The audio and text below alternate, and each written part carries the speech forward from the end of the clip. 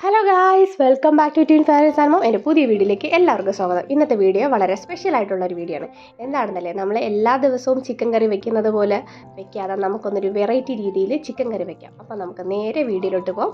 അപ്പോൾ അതിനായിട്ട് ഞാനിവിടെ സവാള എടുത്തിട്ടുണ്ട്. സവാള ചെറിയ സ്ലൈസ് ആയിട്ട് അരിഞ്ഞു വെച്ചിട്ടുണ്ട്. ഞാൻ 2 വലിയ സവാള എടുത്തിട്ടുണ്ട്. പിന്നെ കുറച്ച് വെളുത്തുള്ളി എടുത്തിട്ടുണ്ട്.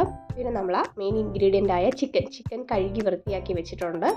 അപ്പോൾ നമ്മളിന്ന് ചിക്കൻ കറിയാണ് വെക്കാൻ പോകുന്നത്, ഒരു വെറൈറ്റി ചിക്കൻ കറി. അപ്പോൾ നമുക്കിനി നേരെ പാൻ വെക്കാം. പാനിലോട്ട് നമുക്ക് എണ്ണ ഒഴിച്ചു കൊടുക്കാം. നമുക്ക് ഏത് എണ്ണയാണ് ഉപയോഗിക്കാൻ ഇഷ്ടമെന്ന് വെച്ചാൽ ആ എണ്ണ ഒഴിച്ചു കൊടുക്കുക. ഞാനിപ്പോൾ ഇവിടെ സൺഫ്ലവർ ഓയിലാണ് ഒഴിക്കുന്നത്. അപ്പോൾ നമ്മൾ ഈ എണ്ണയിലോട്ട് നമ്മൾ നേരത്തെ കട്ട് ചെയ്ത് വെച്ച് സ്ലൈസ് ആക്കി വെച്ചിരിക്കുന്ന ഒണിയൻ നമ്മൾ ഇട്ട് കൊടുക്കുക. അപ്പോൾ ഞാൻ കൈ കൊണ്ടിങ്ങനെ കുത്തി ഒന്ന് പിഴിഞ്ഞിട്ടുണ്ട്. അപ്പോൾ അതിൽ നിന്നുള്ള ആ ഒരു വെള്ളമൊക്കെ ഒന്ന് കുറയാൻ വേണ്ടിയിട്ട്, അപ്പോൾ പെട്ടെന്ന് തന്നെ നമുക്കത് ഫ്രൈ ആയിട്ട് കിട്ടും.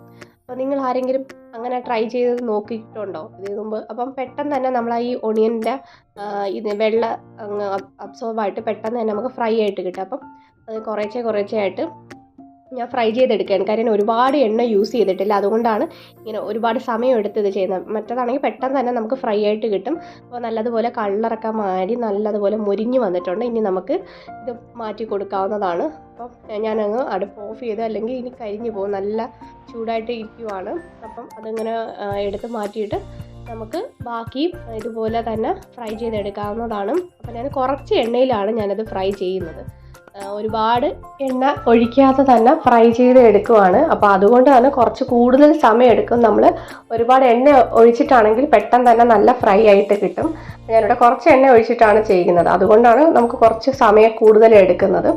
അപ്പം ബാക്കിയും ഇതുപോലെ ഇട്ട് കൊടുക്കുന്നുണ്ട്. ഇട്ട് കൊടുത്തിട്ട് ഇതേപോലെ കുറച്ച് നേരം വഴറ്റിയതിന് ശേഷം ഞാൻ കുറച്ചുകൂടെ എണ്ണ ആഡ് ചെയ്ത് കൊടുക്കുന്നുണ്ട്.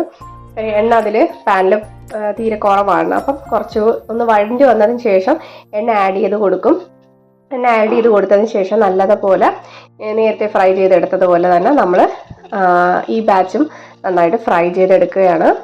അപ്പം കളറൊക്കെ നന്നായിട്ട് മാറി വന്നിട്ടുണ്ട്, നല്ല മൊരിഞ്ഞ് വരുന്നുണ്ട്.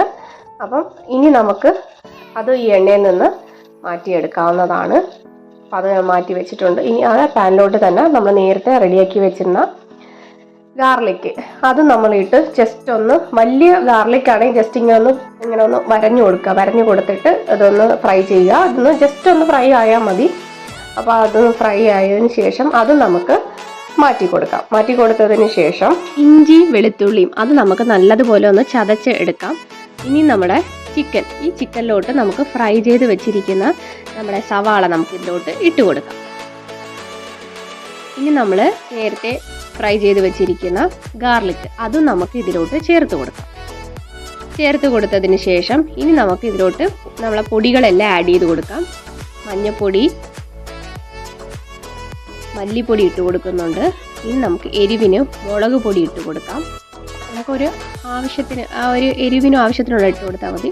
അതുപോലെ തന്നെ ഗരം മസാല ഇട്ട് കൊടുക്കുന്നുണ്ട്. പെരുംജീരകപ്പൊടി ഇട്ട് കൊടുക്കുന്നുണ്ട്.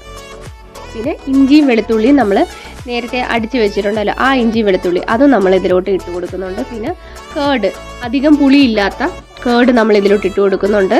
ഇനി ഉപ്പാണ് ഇട്ട് കൊടുക്കുന്നത്. ഉപ്പ് ഇട്ട് കൊടുത്തതിന് ശേഷം നമ്മൾക്ക് ഇത് കൈകൊണ്ട് തന്നെ നന്നായിട്ടൊന്ന് മിക്സ് ചെയ്തെടുക്കാവുന്നതാണ്. അപ്പം ഈ നല്ലതുപോലെ മസാല ഒന്ന് ഈ ചിക്കനിലോട്ട് പിടിച്ചിരിക്കണം. അപ്പോൾ അതിനായിട്ട് നല്ലതുപോലെ ഒന്ന് മിക്സ് ചെയ്തെടുക്കുക. ഇനി നമുക്ക് അതിലോട്ട് കുറച്ച് ലെമൺ ജ്യൂസും കൂടെ നമുക്ക് യൂസ് ചെയ്ത് ഒഴിച്ചു കൊടുക്കാവുന്നതാണ്. അപ്പം ഞാനിപ്പോൾ ഒരു പകുതി ലെമണാണ് എടുത്തിരിക്കുന്നത്. ഇനി നമുക്കതൊരു കുറച്ച് സമയം, ഒരു അരമണിക്കൂറെങ്കിലും നമുക്കത് റെസ്റ്റ് ചെയ്യാനായിട്ട് വെക്കാം. റെസ്റ്റ് ചെയ്തതിന് ശേഷം നമുക്കൊരു പാനിലോട്ട് നമുക്ക് ഈ ചിക്കനെല്ലാം നമുക്ക് അതിലോട്ട് ഇട്ട് കൊടുക്കാം. ഞാനിപ്പോൾ അടുപ്പ് കത്തിച്ചിട്ട് ഞാനിപ്പോൾ ഒന്ന് ഹൈ ഫ്ലെയിമിലാണ് ഇപ്പോൾ കത്തിച്ചേക്കുന്നത്. കത്തിച്ചിട്ട് നമുക്കതൊന്ന് ഇളക്കി കൊടുക്കാം. അപ്പോൾ കുറച്ചുകൂടെ വലിയ പാത്രത്തിലെടുത്താൽ എളുപ്പത്തിന് ഇളക്കാൻ എളുപ്പമായിരിക്കും. അപ്പോൾ ഞാൻ കുരുമുളക് പൊടി നേരത്തെ ചേർത്തിട്ടില്ലായിരുന്നു, അതുകൊണ്ട് ഞാനിപ്പോൾ കുരുമുളക് ഒന്ന് ചേർത്തിട്ടുണ്ട്. അതൊന്ന് മിക്സ് ചെയ്ത് കൊടുക്കാം.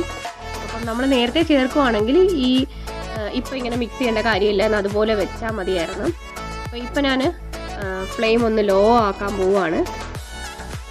അപ്പോൾ നല്ല തീ കുറഞ്ഞ അടുപ്പിലോട്ട് വെച്ച് കൊടുത്തിട്ട് ഒരു 10-15 മിനിറ്റോളം നമുക്കിത് കുക്ക് ചെയ്യണം. അപ്പോൾ 15 മിനിറ്റിന് ശേഷം നമുക്കിത് തുറന്ന് നോക്കുമ്പോഴത്തേക്ക് അതിൽ നിന്ന് വെള്ളമൊക്കെ ഇങ്ങനെ ഊർന്ന് വന്നിട്ടുണ്ടായിരിക്കും. നമുക്കിപ്പോൾ ചാറൊക്കെ കാണാൻ പറ്റും. നമ്മൾ ഇതിലോട്ട് വെള്ളം ഒന്നും ആഡ് ചെയ്തിട്ടില്ല, വേറെ ഒന്നും നമ്മൾ എക്സ്ട്രാ ആഡ് ചെയ്തിട്ടില്ല. നമ്മൾ നേരത്തെ റെഡിയാക്കി വെച്ച മസാല മാത്രമേ ഉള്ളൂ. അതിൽ നിന്നാണ്, ഈ ചിക്കനിൽ നിന്ന് ഊർന്ന് വന്ന വെള്ളമാണ്. നമ്മൾ വേറെ എണ്ണയോ ഒന്നും ചേർത്തിട്ടില്ല. നമ്മൾ ആ മസാല മാത്രമാണ്. അപ്പോൾ ഇനി കുറച്ച് നേരം കൂടെ ഒന്ന് അടച്ച് വെച്ച് വേവിക്കാം. അപ്പോൾ ലോ ഫ്ലെയിമിൽ തന്നെയാണ് വേവിക്കുന്നത്. അപ്പോൾ ലോ ഫ്ലെയിമിൽ വേവിക്കുമ്പോഴാണ് നല്ല ചിക്കൻ ആണെങ്കിലും ഏതാണെങ്കിലും നല്ലൊരു ടേസ്റ്റ്, ഒരു പ്രത്യേക ടേസ്റ്റാണ്. അപ്പം ഏകദേശം അല്ല, ഇപ്പം നന്നായിട്ട് വെന്തിട്ടുണ്ട്. ഞാനിപ്പോൾ കുറച്ച് മല്ലിയിലയും കൂടെ ഇട്ട് കൊടുക്കുന്നുണ്ട്. അപ്പോൾ മല്ലിയിലയും കൂടെ ഇട്ട് കൊടുത്ത് ഗാർണിഷ് ചെയ്ത് കഴിഞ്ഞിട്ടുണ്ട്. അപ്പോൾ വളരെ എളുപ്പത്തിനുള്ള ഒരു ചിക്കൻ കറിയാണ്. അപ്പോൾ ഈ വീക്കെൻഡ് എല്ലാവരും ഇത് ട്രൈ ചെയ്ത് നോക്കുക. ഇഷ്ടമായെങ്കിൽ സപ്പോർട്ട് ചെയ്യുക. ഇനി മറ്റൊരു വീഡിയോയിലോട്ട് കാണുന്നവരേക്കും thanks for watching. Bye by.